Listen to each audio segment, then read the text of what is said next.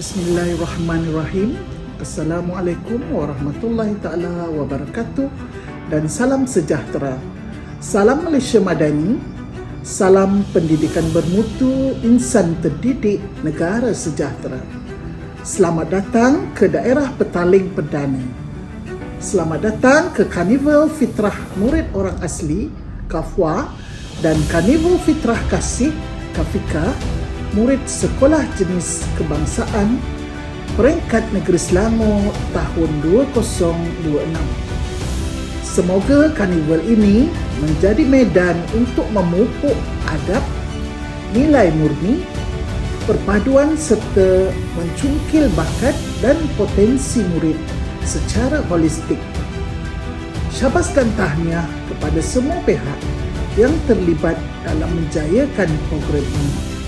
Mudah-mudahan program ini berlangsung dengan lancar dan memberi manfaat kepada seluruh peserta. Sekian, terima kasih. Assalamualaikum dan salam sejahtera.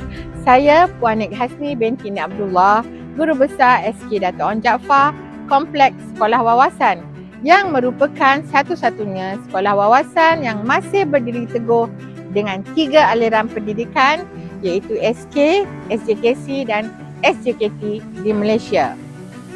Dengan ini, saya mengalu-alukan kehadiran semua kontijen, hakim, guru pengiring dan para tetamu ke sekolah kami. Selamat datang ke Majlis KAFWA dan KAFIKA Peringkat Negeri Selangor tahun 2026. Semoga program ini berlangsung dengan lancar dan memberikan pengalaman yang bermakna kepada semua peserta. Salam sejahtera dan selamat datang. Saya mewakili warga SJKC Tun Tan Cheng Lock mengucapkan selamat datang kepada semua peserta, hakim, guru pengiring dan tetamu yang hadir ke Majlis KAFWA dan KAFIKA Tingkat Negeri Selangor tahun 2026.